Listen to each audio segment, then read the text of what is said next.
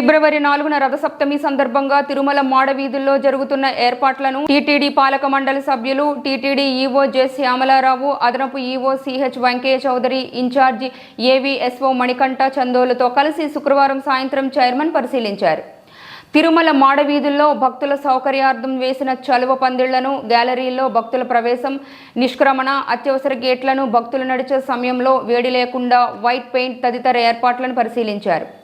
గ్యాలరీలోని భక్తులకు ఎప్పటికప్పుడు public address system ద్వారా సమాచారం చేరవేసేలా ప్రకటనలు ఇవ్వాలని అధికారులకు సూచించారు.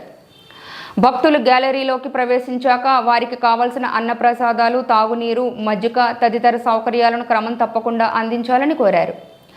గత అనుభవాల దృష్ట్యా భక్తులు సౌకర్యవంతంగా శ్రీవారి వాహన సేవలను వీక్షించేలా చర్యలు తీసుకోవాలని సూచించారు. తొలుత వాహన మండపానికి చేరుకున్న టీటీడీ చైర్మన్, పాలక మండలి సభ్యులు, టీటీడీ ఈవో, అదనపు EO, Tirupati JEO, in charge CVSO, TTD అధికారులు 4 మాడ వీధుల్లో కలిగి తిరిగారు. ఈ తనిఖీల్లో టీటీడీ బోర్డు సభ్యులు Jyothula Nehru, MS Raju, Bhanuprakash Reddy, Panabaka Lakshmi, Anand Sai, Shantaram, Sannapaneni Sadasiva Rao, Naresh, Narsi Reddy, TTD EO J Shyamala Rao, అదనపు EO CH Venkaiah Chowdary, JEO Veerabrahmam, CVSO Manikanta Chandolu, CE Satyanarayana ఇతర అధికారులు పాల్గొన్నారు.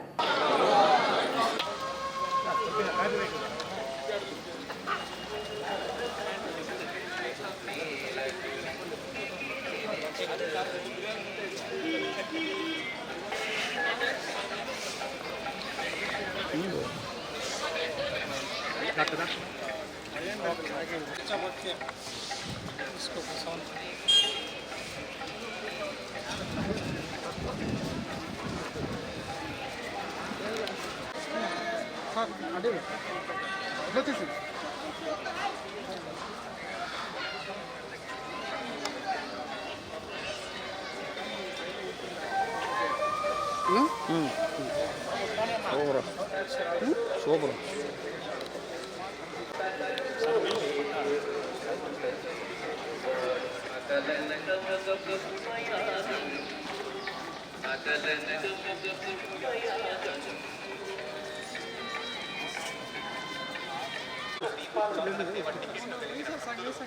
శ్రీవారి ఆరాధనగా ఉన్న వైభవంతో మండపంలో హాజరు కావాలని స్లో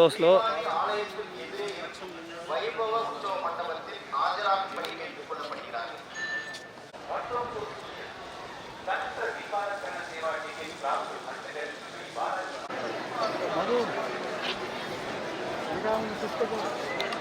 ఇంకే ఓకే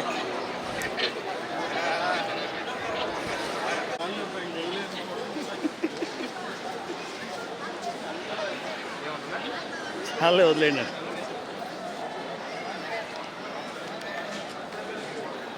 లాంగ్లెట్ కదా టెంపుల్ రాదు.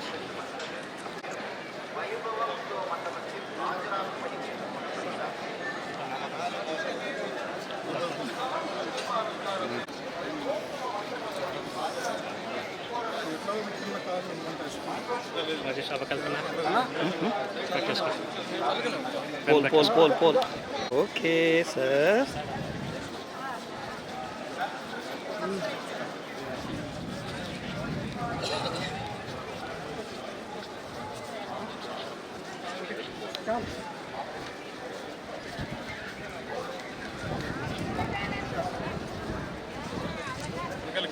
మీటింగ్లో సమీక్ష చేసాం. పర్సనల్గా వచ్చి విజిట్ చేసి ఏర్పాట్లు ఎలా ఉన్నాయో సమీక్షించాలని మా బోర్డు మెంబర్లు అందరూ కూడా వచ్చాం. ప్రస్తుతానికి చాలా బ్రహ్మాండంగా ఉన్నాయి, ఎలాంటి ఇబ్బంది లేదు. వాళ్ళకి కావాల్సిన ఏర్పాట్లన్నీ కూడా బాగా జరుగుతున్నాయి. అందులో ఎలాంటి భక్తులకి అసౌకర్యం కలగకుండా అన్ని విధాల చర్యలు తీసుకుంటున్నాం. సార్ ఈ ఏడాది ఏమైనా ప్రత్యేకమైన ఏర్పాట్లు? అన్ని ప్రత్యేకమే, అన్ని ప్రత్యేకం. అన్ని అన్నప్రసాదాలు, స్నాక్స్ అన్నీ 24 గంటలు, వాటరు కంప్లీట్గా అన్నీ చేస్తున్నాం. అందులో ఏమీ తేడా లేదు.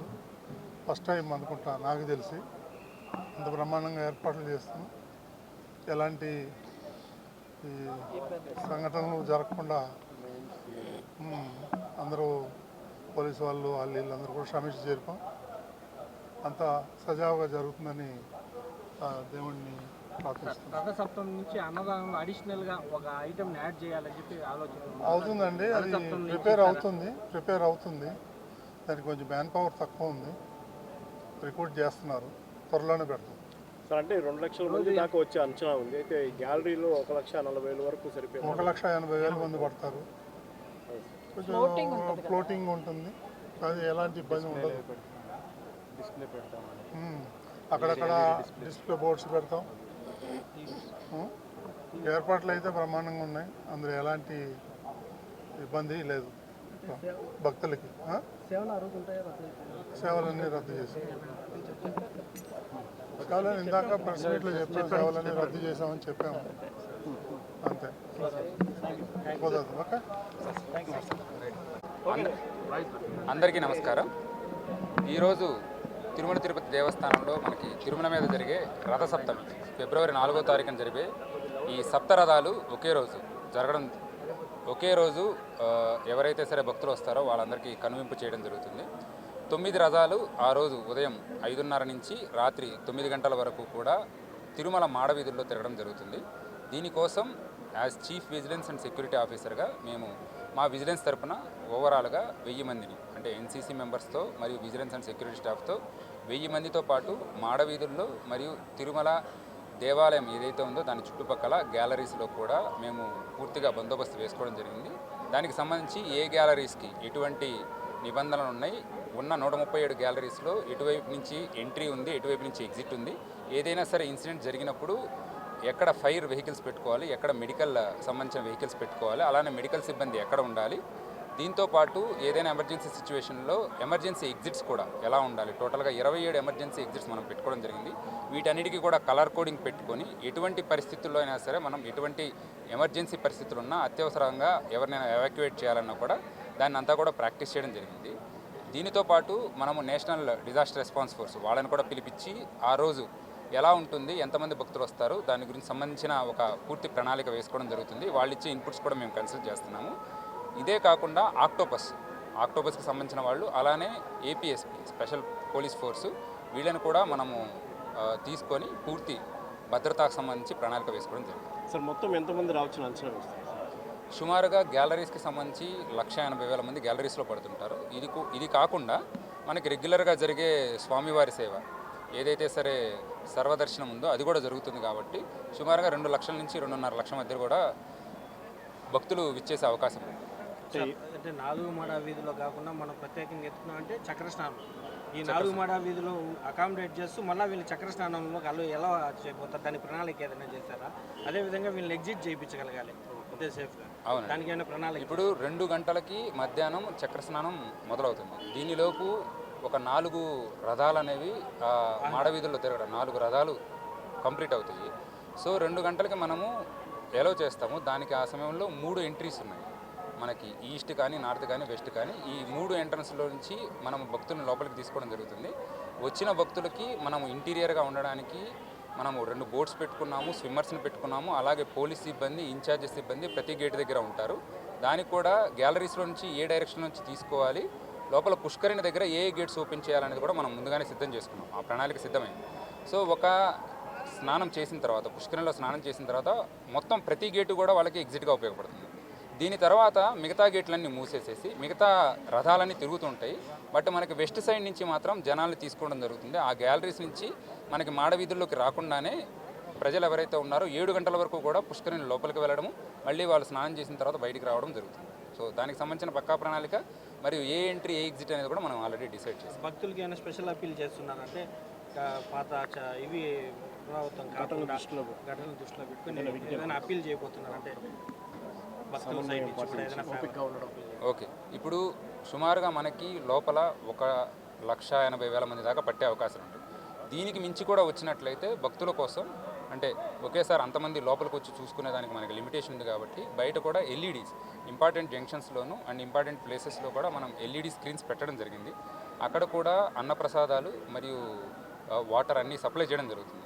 ఎవరికైనా సరే పరిస్థితులు ఇట్లా ఉన్న సమయంలో మేము అదే టైంలో ఆ ప్లేస్లో చెప్తాం, దగ్గరలో మనకి ఇట్లాంటి ఎల్ఈడి స్క్రీన్స్ ఉన్నాయి, వాటి దగ్గరికి వెళ్ళండి అని. వచ్చిన వాళ్ళంతా మనకు గనక సహకరిస్తే ఎటువంటి మనకి సమస్య లేకుండా వాళ్ళందరినీ కూడా మనము అకామిడేట్ చేయగలం. సపోజ్ 1.8 lakhs దాటి వచ్చినా 20,000 కానీ 30,000 కానీ వచ్చినా వాళ్ళకి ప్రతి చోట కూడా మనం స్క్రీన్స్ పెట్టేసాము. అక్కడికి వెళ్ళి వాళ్ళు కూర్చున్నట్లయితే ఇలా ఎలాగైతే కనిపిస్తుందో సేమ్ ఫీలింగ్ అనేది తిరుమలలో వాళ్ళు భక్తులు ఆస్వాదించవచ్చు. సార్ ట్రాఫిక్ సంబంధించి ఏదైనా ఆంక్షలు పెడుతున్నారంటే ఆ రోజు తిరుమలలో సంబంధించి ఇది కంప్లీట్గా పోలీసు సిబ్బంది చూస్తున్నారు. ఈ విజిలెన్స్లో మేము ఓన్లీ ఏదైతే సరే టెంపుల్ ఉంది, టెంపుల్ గ్యాలరీస్ మాడవీధులు మాత్రమే చూస్తున్నాం. Thank you sir.